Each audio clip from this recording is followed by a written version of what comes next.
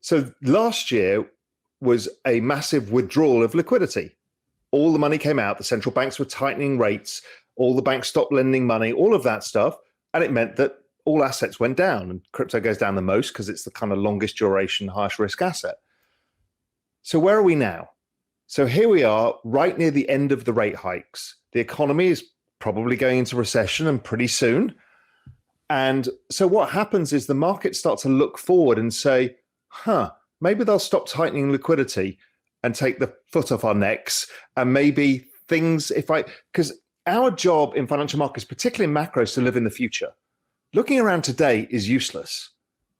But looking around, what is the world going to look like in 6 months' time? Are the Fed raising rates in 6 months' time? Almost a 0% chance, because inflation has peaked, growth is falling, we're going into recession. Normally, they would cut rates at that point. Now, they might be a little bit slow to do that because they really, really want to see inflation lower. But it means that the rate of change of all these rate hikes and all this bad news starts slowing down. Raoul Pal is CEO and founder of Real Vision Group, global macro investor, and one of the earliest and most enthusiastic exponents of the crypto asset space. Raoul has many years of hands-on experience in both global macro and crypto assets and offers critical insights on where investors should focus to maximize profits in both the near and long term. According to Raoul Pal, Federal Reserve policymakers are finally seeing some sustained progress in sapping high inflation, cementing their plan to raise interest rates by a 0.25 percentage point next week, with traders betting they'll end their hiking campaign in March.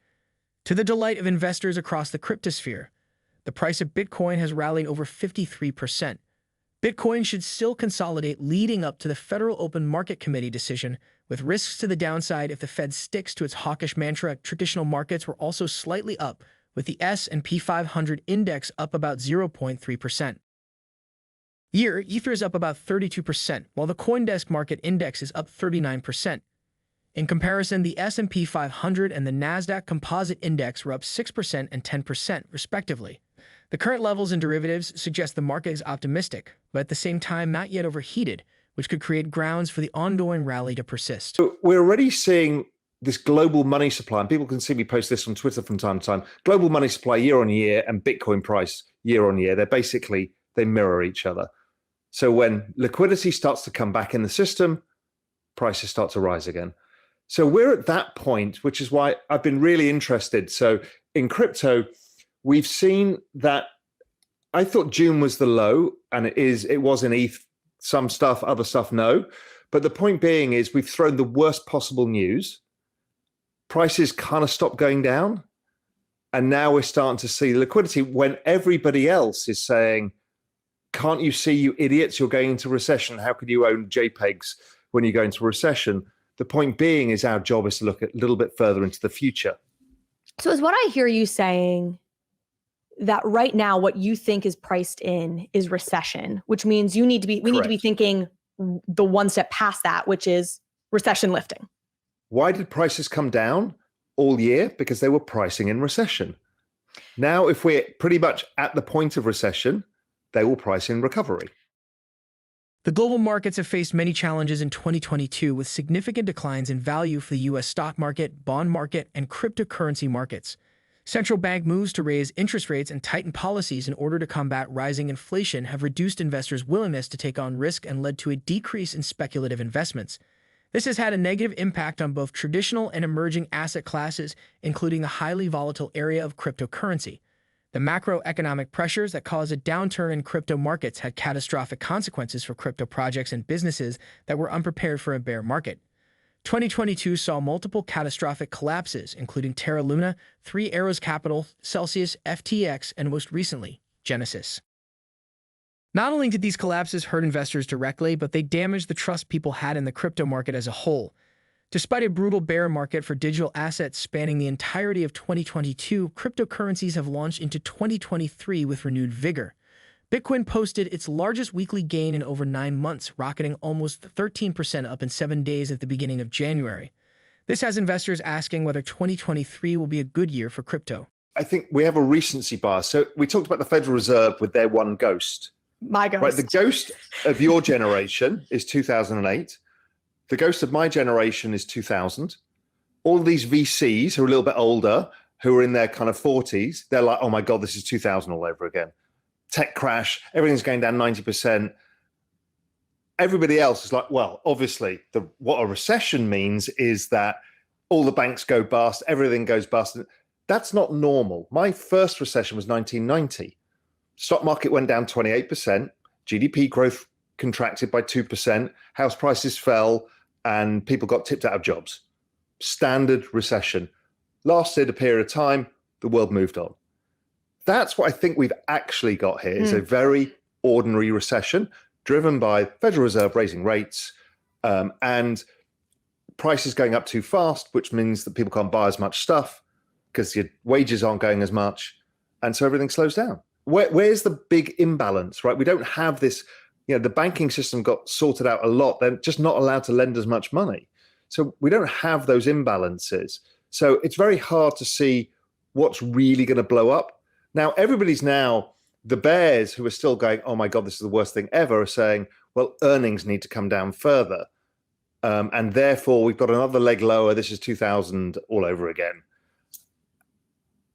We're just not the same level of overvaluation of stuff. Yeah, we were overvalued, but that whole COVID boom has come off. If you look at something like ARK, it's gone back to where it was. Crypto has corrected to the bottom of its logarithmic channel. Everything's got back to where it should be. So 2018 was the last time the Federal Reserve stopped raising rates. They didn't cut until, I think it was August 2019. So what happened was the moment the Fed went on hold, the markets went on an upside rampage. They were down kind of 30% and then they recovered. So not wildly dissimilar to now. And if I look out over the next year, well, the S&P did about 10%. The Nasdaq did about 14%. Kind of those growthy tech stocks, the kind of ARK style stuff, they did about 18%. So that was good. Bitcoin did 100%. And that's after it had gone up 400% and corrected. So, and even that didn't take back the all-time high. It took the following year for the all-time high to take out. So I think it's going to be a positive year, but that kind of choppy year where one minute you think, oh my God, it's going straight to the high. Then it's like, oh my God, it's gone back down. We're all going to die. And then it stabilizes. And it's generally, I think we'll look back and go, okay, we survived and we've actually made some money again, or made some money back. Let's put it that way. If we put the puzzle pieces together, there would appear to be a strong likelihood of a U.S. recession in the next 12 months, as well as an extended period where the current bear market will continue. While that's probably not what investors want to hear, it's no reason to be chased to the sideline. There are a number of smart ways to put money to work in a recessionary or bear market environment. Particularly if the Federal Reserve are saying, look, we want to be tighter for longer, it means that growth coming out of the recession is going to be slower. So I don't think there's going to be a new rush to hiring. We'll probably see unemployment rising. I don't think ad spend comes back quickly because everyone's dealing with, we got too many people, not enough demand going on. So it probably plays out over the course of 2023 and into 2024. Well, the real recession might have ended by, July or September or whatever, 2023. We've still got the follow-on effects, and that thing is always where it feels a bit slow and not great. Markets can recover fully, but for us lot in the real world, it's a pain in the arse. You just held back. These cycles, they tend to, the first year, once liquidity turns again, tends to be pretty positive. There'll be some choppiness as well. So it's not a up-only market.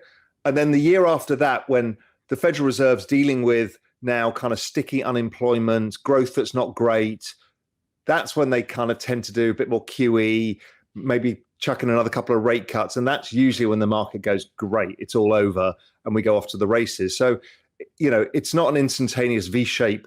We'll all get back to full bags again, but it'll feel a lot better over the course of this year. A bit shaky. So every time the market sells off, everyone's going to see it's going back down to the lows. We're all screwed. I don't think so. Since the digital asset market reached a total market cap of over $3 trillion in late 2021, it fell over 70% in 2022 to $850 billion. This percentage drop is in line with previous crypto market crashes. While history cannot foretell what will happen in the future, data from previous crashes suggests the market does not have much further to fall. This aligns with the U.S. economic data, which suggests the possibility of a falling inflation rate for the U.S. economy in 2023. While the future is unpredictable, some factors point towards 2023 being a better year for digital assets than 2022. In the long term, as economies successfully manage inflation and potentially decrease interest rates, investors will likely move funds out of bonds and low-yielding accounts into riskier assets like stocks and cryptocurrency to achieve higher returns. Furthermore, increasing adoption of digital currencies and investor anticipation of the upcoming halving in 2024 could also drive growth in the value of Bitcoin. Do you expect these assets to perform well in the coming days? Let us know in the comment section below. If you like our content, give this video a big thumbs up and do subscribe to our channel. Thanks for watching.